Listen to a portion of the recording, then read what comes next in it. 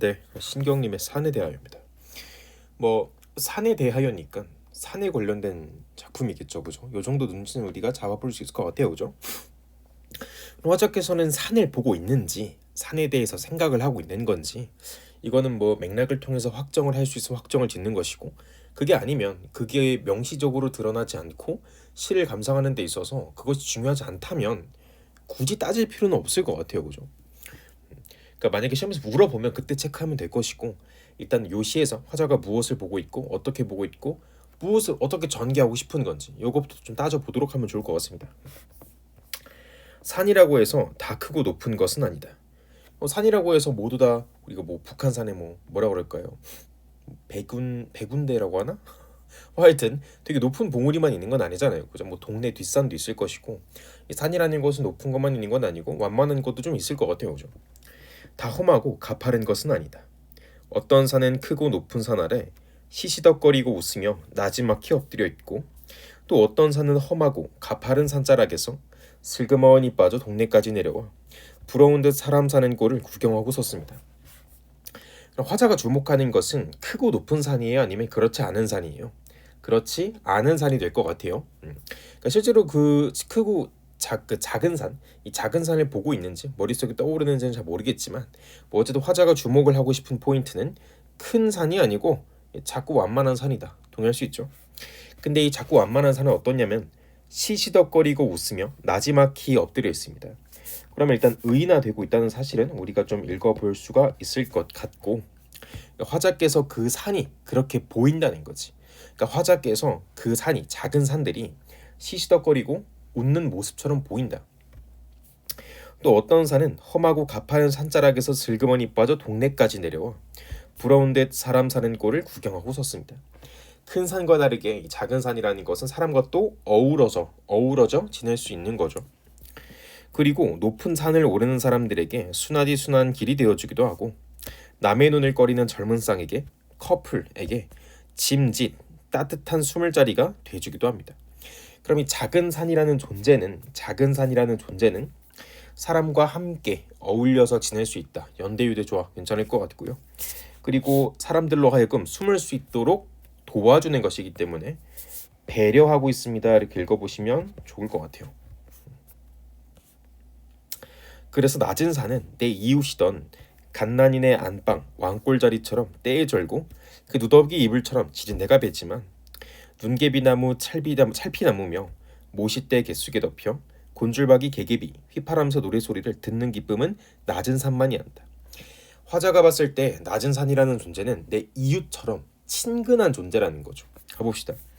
그러면 이 시의 화자께서는 큰 산 말고요, 작은 산에 주목을 하고 있는데, 이 작은 산이라는 존재는 어떤 산이냐면 일단 기본적으로 긍정적 인식이 깔려 있을 것이고, 의인은 당연하고요. 그리고 화자 입장에서 이웃 같은 존재죠. 내 머릿속에 있는, 과거의 기억 속에 있는 이웃 같은 존재죠. 그러면 심리적 거리가, 정서적 거리가 낮을 거예요. 그러면 친밀하다, 친근하다, 친화적이다 이렇게 읽는 거 전혀 어려울 거 없을 것 같아요. 우리 많이 했습니다. 그럼 화자께서는 저 작은 산에 대한 심리적 거리가 굉장히 낮은 상태예요. 동의할 수 있죠.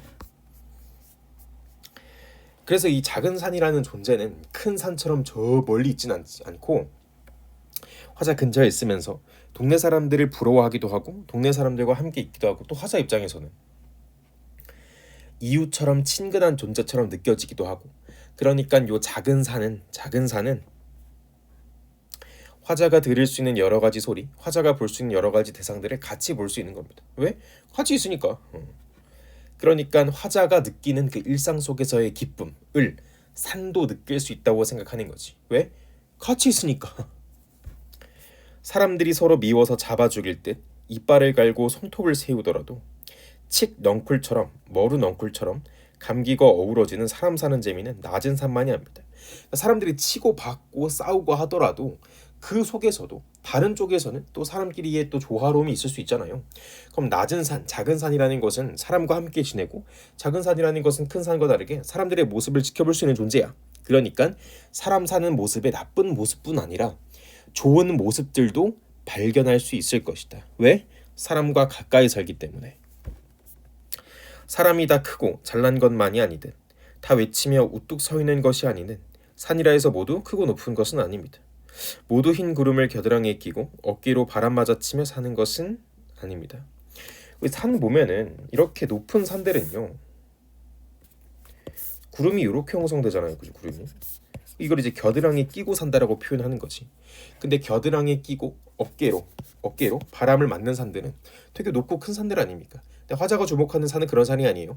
작은 산, 완만한 산. 그럼 화자 입장에서 그런 작고 완만한 산들이 집중하는 것은 사실 화자의 어떤 의도가 반영이 된 거야. 사람이 모두 그렇게 경외심을 받는 사람이 아닌 것처럼, 또 모든 사람이 그렇게 잘날 수 없어요. 일반적인 사람들도 존재할 수 있는 거야. 근데 일반적인 사람이라고 큰 사람이 못 된다고 욕할 필요가 없는 거지. 왜? 그 사람들이 모르는 소소하고 소박한 재미, 그리고 사람 사는 속에서의 기쁨을 느낄 수 있는 존재들이기 때문에.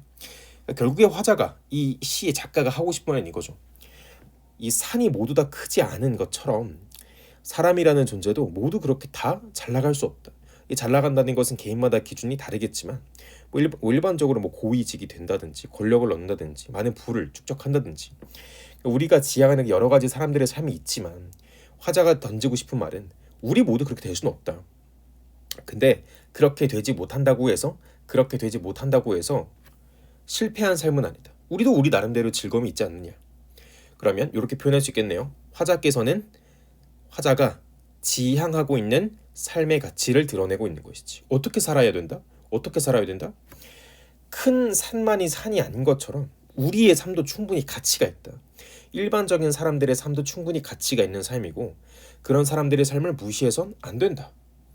이 사람들, 이 작은 산처럼 이 소박하고 일반적인 사람들도 나름의 즐거움이 있고 나름의 세상 속에서 발견할 수 있는 이 재미와 행복들이 있는 것이다. 이게 이제 화자가 지향하는 삶의 가치가 될 것 같습니다. 그럼 이제 선지에 화자는 지향하는 삶의 가치를 드러내고 있다, 이렇게 출제가 되겠죠. 실제로 요 문장은 실제로 선지에 출제가 된 적이 있어요. 이렇게 주문자 속에서.